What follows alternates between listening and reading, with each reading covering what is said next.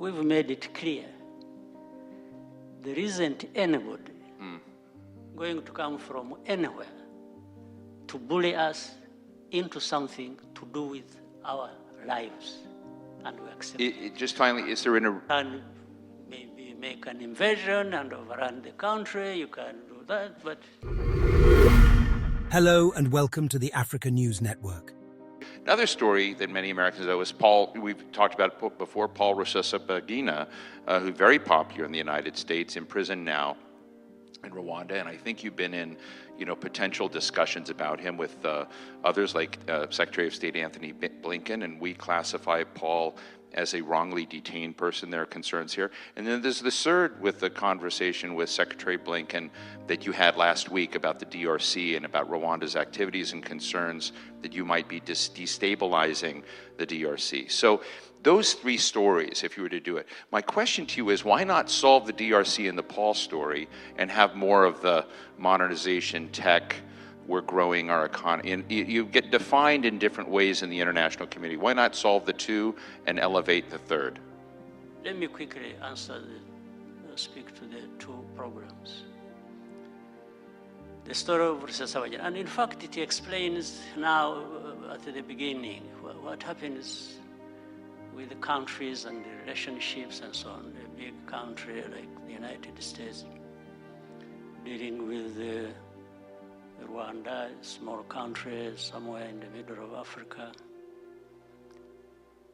What I was saying, when people just tell you what to do or want to tell you what to do for yourself, comes in this sense.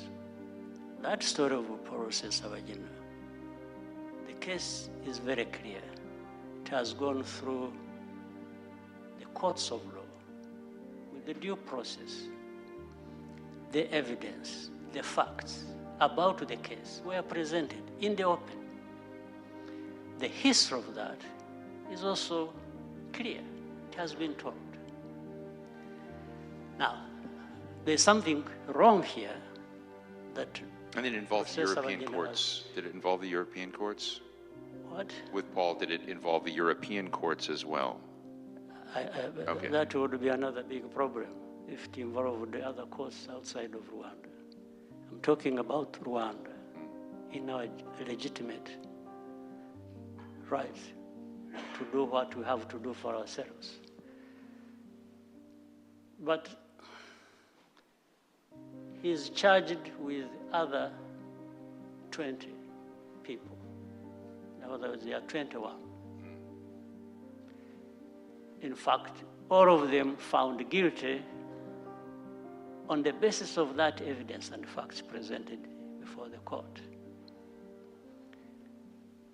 The other 20 are not complaining because some of them admitted what they were involved in, and with Rusesabagina as even at one time their leader.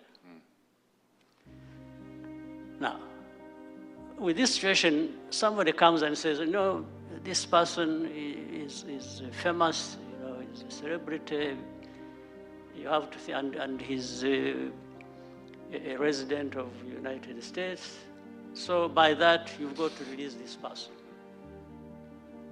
And some of us have raised this question and saying, okay, we let this one go free. How about the other 20 who have been in the same crime with him and have actually pointed to him as even having been their leader? That's one. So the second aspect to that is, what are we going to have to deal with here? There's a serious case here, but it will be nullified because somebody in the United States is saying so. Well, some people may find that normal. I don't. Rwandans don't.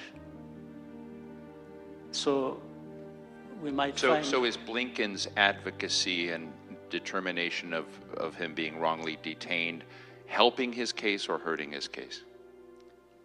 I think from what I have said, you can conclude. Oh. Because we've made it clear there isn't anybody going to come from anywhere to bully us into something to do with our lives, and we accept it. Just finally, is there You can maybe make an invasion and overrun the country, you can do that, but... Is there an arrangement with him that would work to, again, I think the tension is, again, to come back to the biopharmaceutical park, to come back to, what Qualcomm and others are doing in the state, to look at, the advancement, the bets you're making on technology. Is there not a path to help check that problem, or is it just going to remain part of the Rwanda picture? But why have this problem isolated? And how about many problems that happen in the country? What happens? If we are going to be dealing with our problems in this manner, that the one associated with somebody who is powerful will not be held accountable, but the rest will be held accountable. I don't understand it for anything. But let me quickly go to the Congo problem.